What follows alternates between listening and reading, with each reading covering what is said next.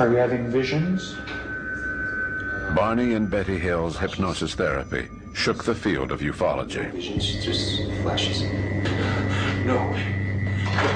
I'm gonna shoot that thing! I'm gonna get my gun! I'm gonna shoot it down! I'm gonna shoot that thing, man! I'm gonna shoot that thing! Barney, listen to me. Listen to me, Barney. And try to stay calm. Nothing's gonna hurt you.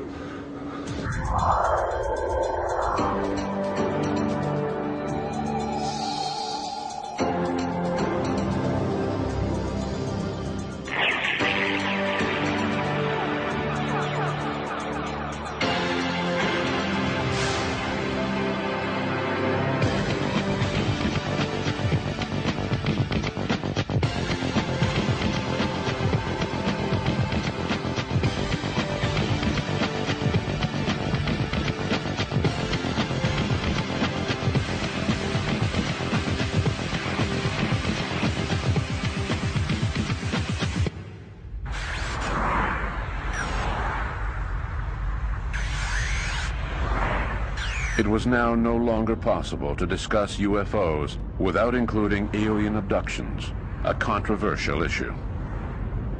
According to surveys, nearly 4 million Americans fit the profile of an abductee. A growing number of victims think they have an implant somewhere in their body, tracking their moves, their state, their metabolism, and even their thoughts. They feel like lab rats being studied by another world.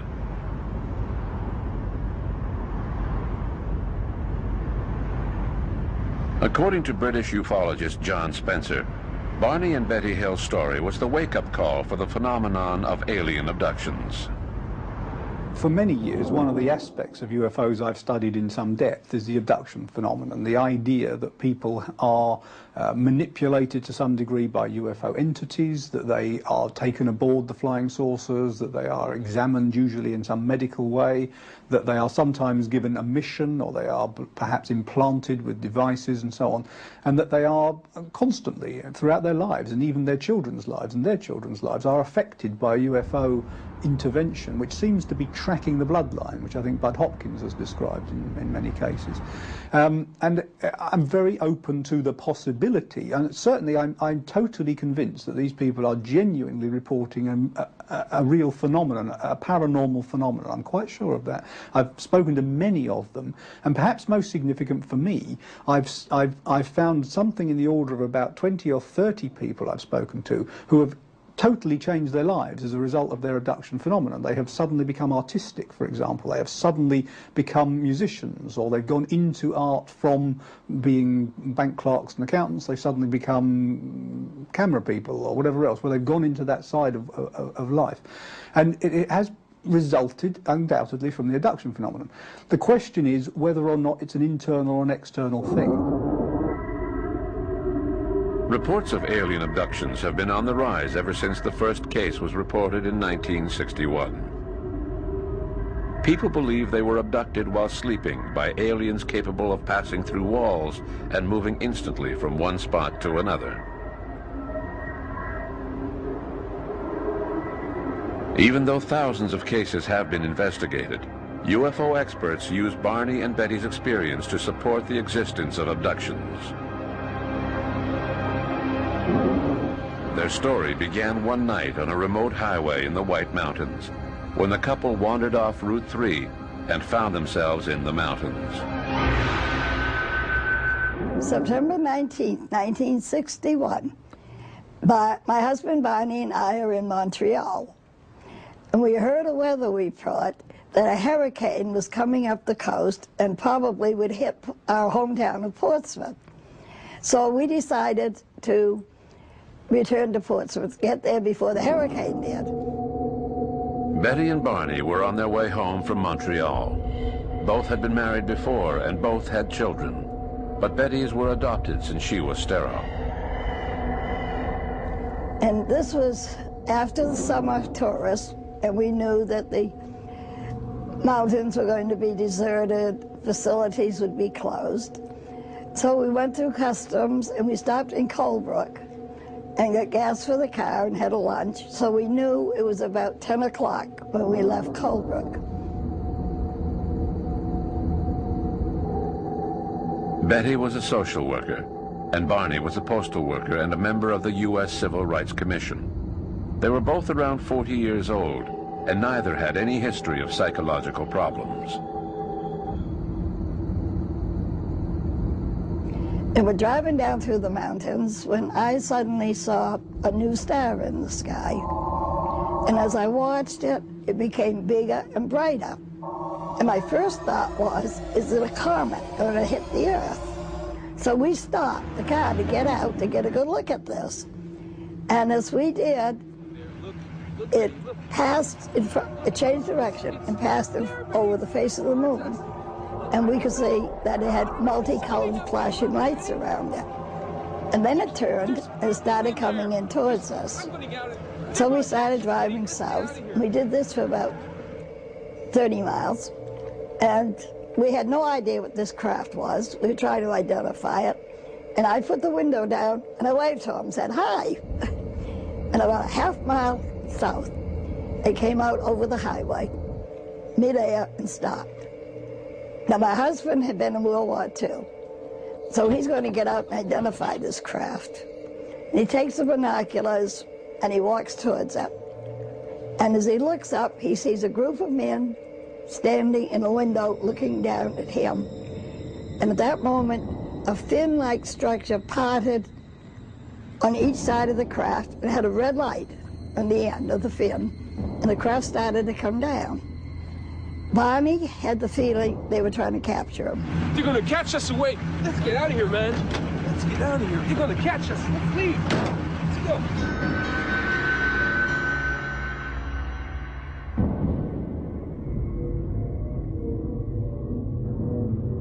Disoriented and distraught, the Hills realized where they were when they saw a sign 17 miles from the town of Concord. They had taken 2 hours longer than expected to drive through the White Mountains. The next day, they told the Army what had happened to them. The Army was quite interested, since they had detected an unidentified radar echo over the White Mountains during the same time frame. But there were holes in the Hills story. In the beginning, we remember seeing the men in the road, but we couldn't get beyond that.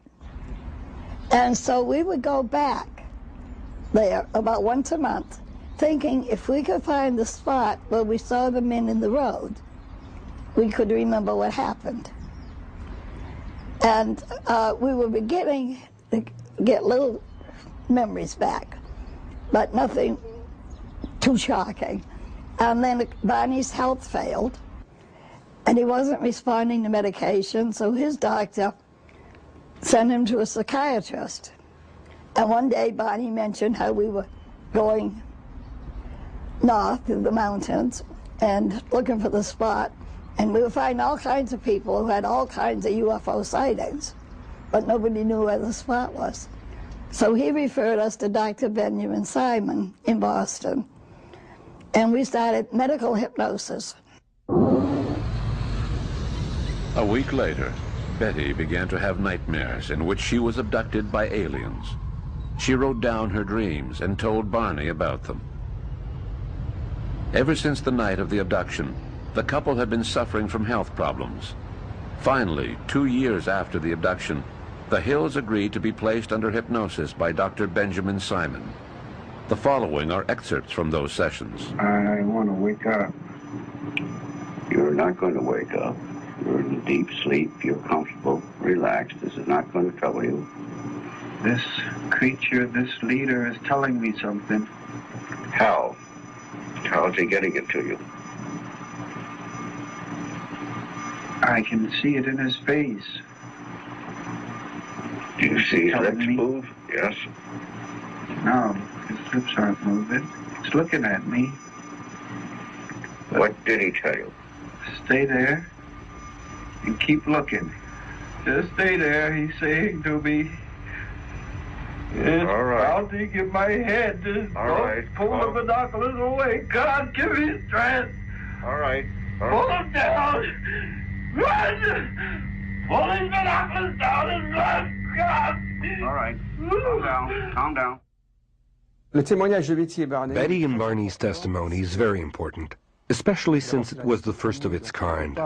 So we know that it was not tainted by media sensationalism. Les médias racontant des histoires de ce genre, en fait.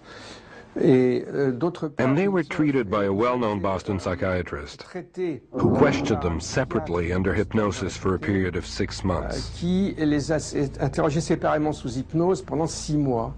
Et ils ont raconté They both told the same story. Betty Hill elaborated more than Barney, but he had been traumatized by what had happened to him. Ils revenaient de vacances du Canada. They were on their way back home after holidays in Canada.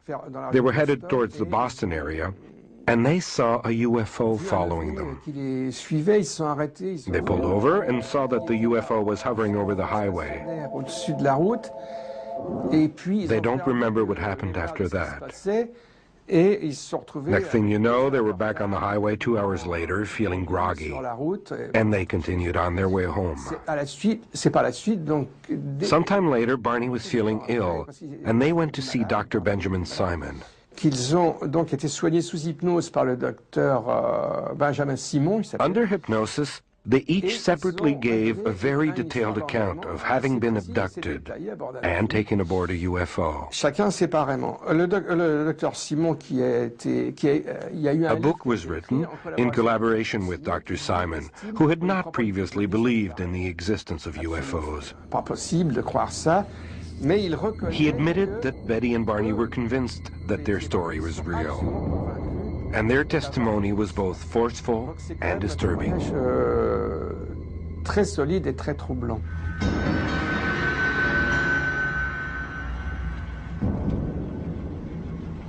Go on. And he said, just a simple test of alterity. And I asked him what. And he said he just wants to put it in my navel. It's just a simple test. I didn't hear that. 2 minutes behind. Did they make any sexual advances to you? We saw what we thought was the moon setting. And then we saw a group of men in the road, blocking our way. He stopped the car. The motor died. They came up, took us out of the car along a path in the woods. All they wanted to do was some simple tests to find out how we were like or dislike, or how we are different or like each other. And as soon as the testing would be over with, we could go back to the car. So we called him the leader. The one who did the testing, we called the examiner. And then there were 9 others that stayed out in the corridor, so we call them the crew members. Now, we were taken into separate rooms, and the first part of our exams were the same. They checked our eyes, ears, nose, throat, mouth, our feet. And then with me, they did 2 testings. One was in my nervous system, and the second one was they tried to put a needle in my navel, which he said was a pregnancy test. And with Barney, the first part was the same as mine. But with him, they were basically interested in his bone structure. And then I said, I know you're not from this planet. Where are you from? And he showed me the star map. And then they came leading Barney out. And then I went to the car, and we watched the craft leave, and it lifted out of that and was gone. In 1966, American journalist John Fuller published the Hill story under the title The Interrupted Journey. It was a huge success.